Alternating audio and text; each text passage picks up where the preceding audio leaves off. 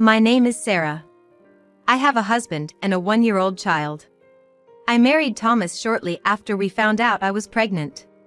In other words, it was shotgun marriage. Before marriage, I worked at a clothing manufacturer. Since I was a child, I've been interested in fashion and loved choosing outfits, so it was a dream job for me. Thomas worked at an event company in the same building as mine. We'd occasionally run into each other in the elevator until one day, Thomas asked, "Would you like to grab a bite sometime?" Thomas was tall, well-dressed, and quite handsome, so I was over the moon when I said yes. After few dates, we began seeing each other. With Thomas working at the event company, he often had to work on weekends and holidays, so it was difficult to spend free time together, but every moment we got together was exciting. Thomas always dressed stylishly and his fashion sense was just my taste.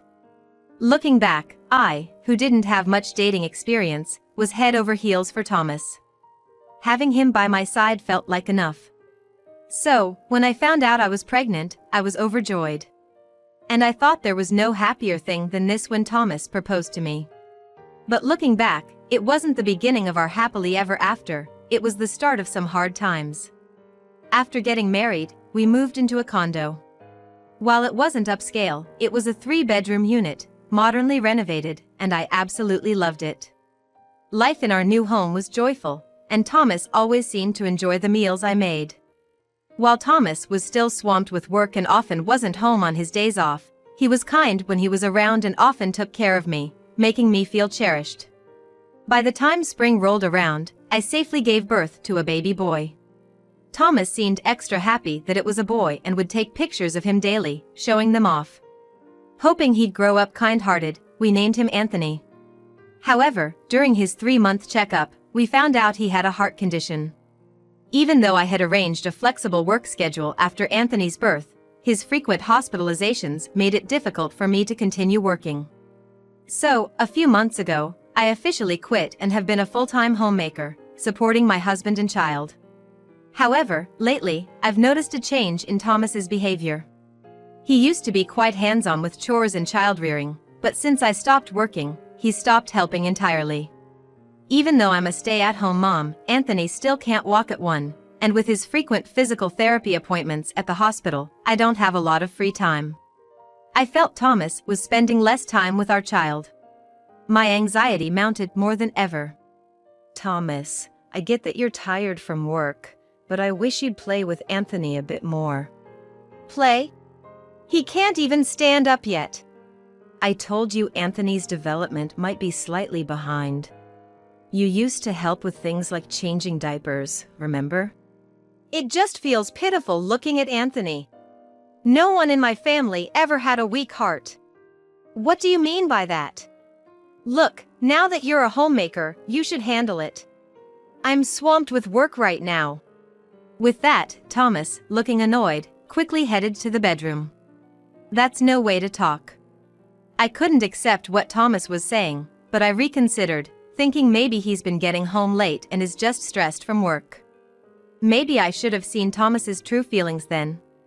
Ever since I became a homemaker, our income has decreased, so I've been careful with our expenses, but Thomas has been spending money left and right. We were reaching a point where we'd have to dip into our savings.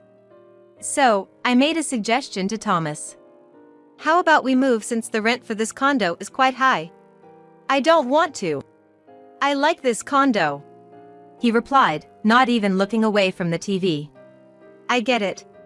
I love this place too. But we're in the red every month. Let's find somewhere cheaper. It's because you quit your job, right? You can always put Anthony in a daycare and get back to working. I wondered what he was talking about. Just the other day, Anthony had a sudden health scare and was rushed to the hospital. There's no way I could leave a child in such a condition in daycare. Thomas, do you understand Anthony's condition? We need to save money for his sake. Actually, there's a place with cheaper rent near the hospital. It's an older 2-bedroom apartment, but I think it's enough for the 3 of us. Enough with the Anthony. Stop making everything about him. His sudden outburst took me by surprise. We can live because I work every day. I'm not gonna move to some rundown place. But if we keep this up. Ugh, I'm in a bad mood now. Gonna go out for a drink. Thomas left, slamming the door behind him. Anthony started crying at the sound of his father's shouting. And tears welled up in my eyes too. Did I really do something to deserve being yelled at like that? Thomas used to be so kind when we got married. But ever since he found out that our child had developmental delays and a weak heart, he's become increasingly distant. To me, no matter how Anthony is, he's a precious being I truly love. It saddened me that my husband, Anthony's father, didn't seem to feel the same way. As I comforted Anthony, he shifted from crying to smiling in my arms. Seeing Anthony's innocent smile always calmed me down. I made up my mind. I'll think of ways to earn money while taking care of Anthony. I won't bring up the topic of moving again. I started making and selling handmade accessories and trinkets. I've always been interested in crafts and was quite handy, so when I began selling using online apps, they became quite popular, selling out quickly. At first, it was just a bit of pocket money, but gradually, as I gained customers and started taking orders, I began earning as much as someone would in a part-time job. Thomas seemed to think of it as just an extension of my hobby, but working while looking after Anthony was quite challenging. Still, I was able to save up little by little, which gave me a sense of stability and boosted my confidence. One day, as apple trees started to bloom, Anthony began acting strange. I thought it was one of his usual episodes, but he wasn't focusing and didn't respond when I talked to him. I panicked and called an ambulance.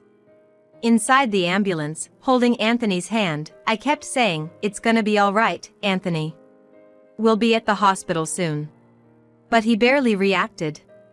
However, I thought I heard a faint "mommy" from him. But by the time he was taken into the hospital, he was in cardiac arrest. They have started CPR immediately, but it was in vain. My little Anthony has passed away. He was just 15 months old. After losing Anthony, I felt empty. I didn't feel like doing anything and didn't want to meet anyone. I couldn't accept the fact that Anthony was gone. Although Thomas shed tears for Anthony's death, by the next few days he was living as if nothing had happened. Seeing my deep sorrow, he said, "Anthony had been ill since birth. Maybe this was his destiny. I know. But I still can't believe he's gone. We'll probably be blessed with a healthy child next time. I hope it's a boy again." I looked up at Thomas, shocked. His insensitive words deeply hurt me, making it seem like Anthony never existed to him. "Thomas, I'd like you to be thinking about Anthony right now.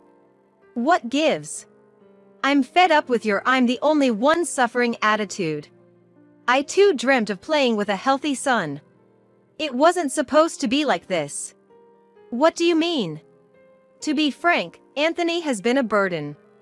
It might have been better this way rather than having that situation to last so many years on." I couldn't believe my ears.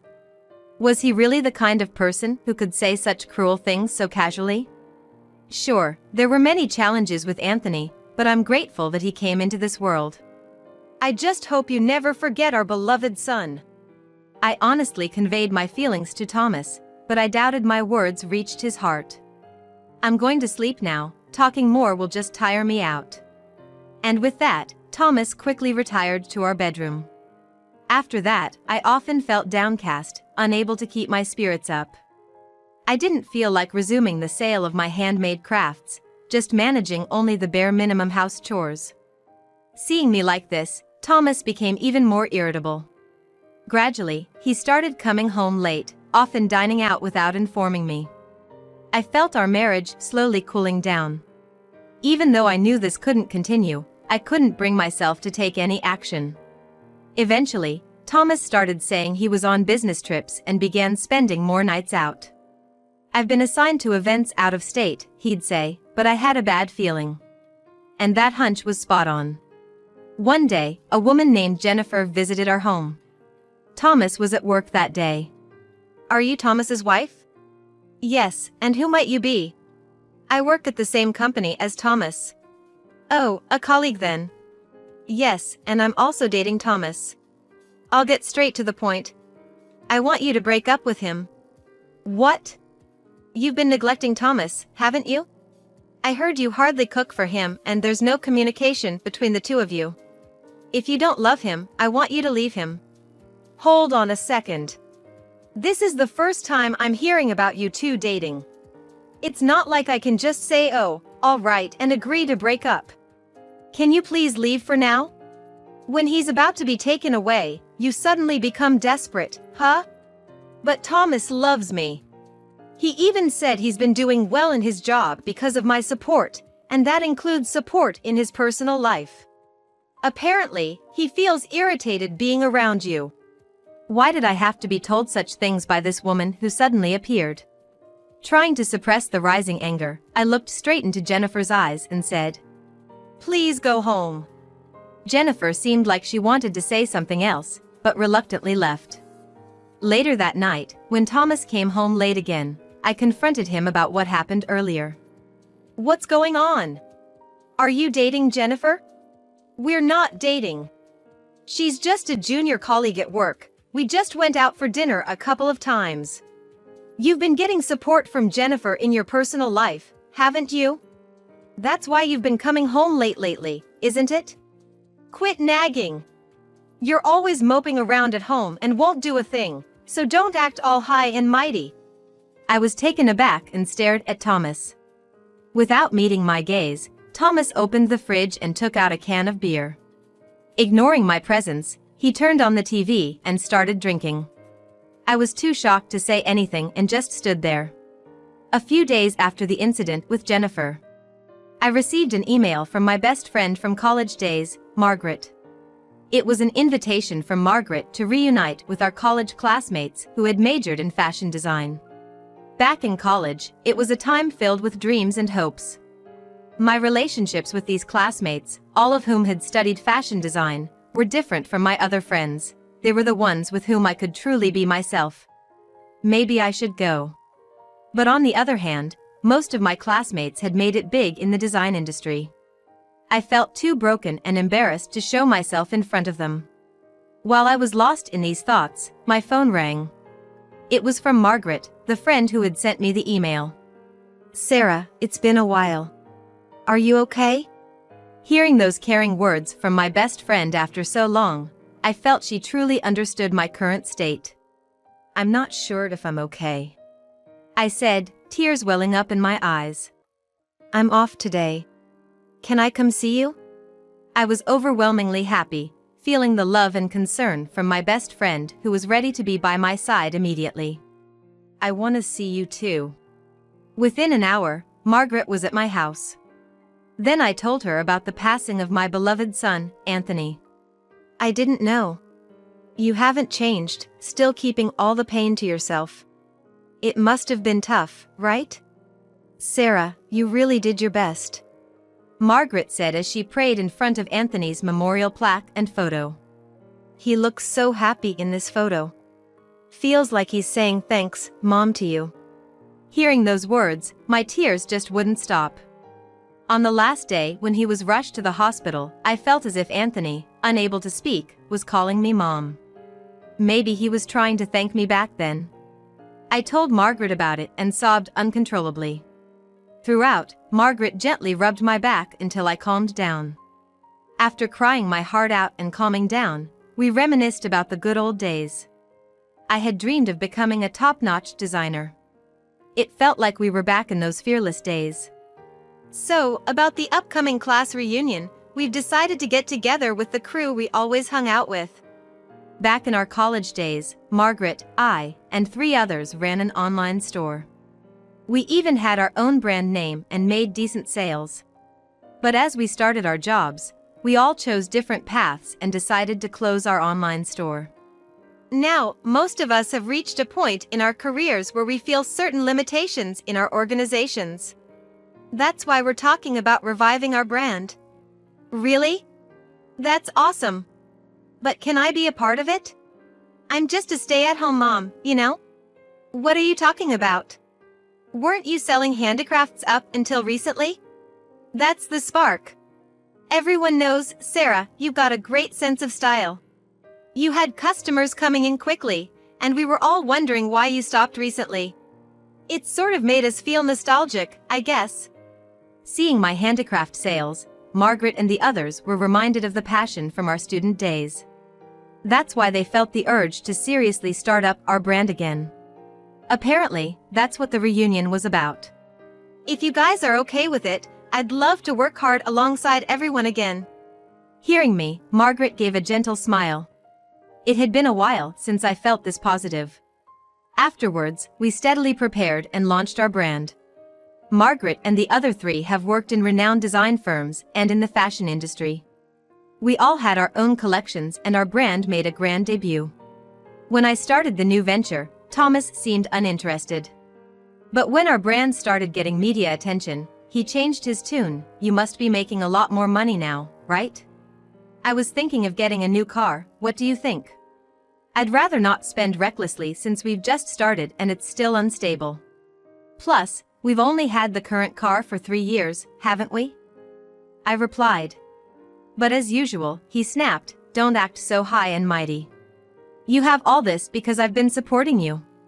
However, his words didn't shake me as much as they used to. I felt like I was slowly finding myself again. But an event occurred that plunged me even further into the depths of despair. The day before Anthony's first death anniversary. Thomas suddenly had a business trip and said he couldn't make it. What do you mean? It's an important day, isn't it? Couldn't you have changed the business trip for a day like this? It's a project I'm in charge of, so of course I can't. Besides, let's just drop it. I want to forget about Anthony. Go visit the grave by yourself, okay? I thought he was the worst. The trust between us as a married couple had been crumbling for the past year, but today's words made something inside me snap. I get it, I'll go alone. I'll take care of your important matters alone too. Thomas looked puzzled but left hurriedly, as if feeling guilty. Thomas was not on a business trip. It was a trip with his lover. And the partner was not Jennifer. Fed up with Jennifer, who was pressing for marriage, Thomas had found a new girlfriend. I saw it all. But it was thanks to Margaret. A few months ago, when our brand started, Margaret brought up something important. Sarah, do you know about Thomas and forgive him? His affair? I know about it. A woman named Jennifer came and yelled at our house once. I answered, looking down. It's not that. Actually, Thomas's event company had a deal with my former workplace. So I know Thomas's immediate boss well. Thomas is a natural womanizer. He even had a girlfriend when he married you. Not Jennifer either. He had been flirting with that girl for a year. She was serious, so her heart broke and she couldn't come to the company anymore. No way! Indeed, Jennifer was a cute woman, but she seemed serious. I'm sorry, actually, I've known about this since the beginning of your marriage. The boss was worried about you, and I thought Thomas must be up to something, but I never thought he'd be such a scumbag. Sarah, maybe you should live your life the way you want from now on. It's weird coming from me, who's not even married, but... Margaret, thank you. If it wasn't for you, I might not have recovered yet. I'll take your words to heart, and I'll decide what to do for myself. At that time, I firmly believed that I wouldn't look down anymore and would keep walking forward. That's why that day was the last chance for Thomas. I hoped that if Anthony felt the same way as a son, we could have another talk. But Thomas wasn't feeling that way at all. He even wanted to get rid of his memories of Anthony. That's why I decided. Actually, Jennifer was not convinced at all and was preparing to sue Thomas for sexual harassment. I intend to assist Jennifer as a witness. I also made up my mind to divorce him. Once the facts are clear, divorce will be inevitable regardless of his intentions. I held a memorial for Anthony's first anniversary while he was away. I wasn't alone. All my coworkers, including Margaret, attended. I'll never forget this favor. Then I packed my belongings and moved into a secure high-rise apartment that Margaret introduced to me. I got several calls from Thomas in the next few days. ignored the first 10 calls and answered the 11th. What's going on? I haven't heard anything about a divorce. Oh, you're back. You have a partner, so it's just right, isn't it? That's not the point. Jennifer's suing me for harassment, and it's causing a mess at work. Can you help me out a bit? I thought he was terrible to the very end. With no regrets, I said, sorry, but I'm gonna help Jennifer, not you. Do you realize how many women you've hurt? Probably not. I don't think we'll be speaking directly anymore. Goodbye. I could hear Thomas shouting on the other end, but without hesitation, I hung up. Later, with testimonies from my coworkers and I, Thomas had to pay Jennifer the compensation. It goes without saying that several women followed Jennifer and filed suits. Thomas had no choice but to resign from his job. Now, he's working at a convenience store and apparently paying off compensation to those women. Such is the fate of a man who selfishly hurt women.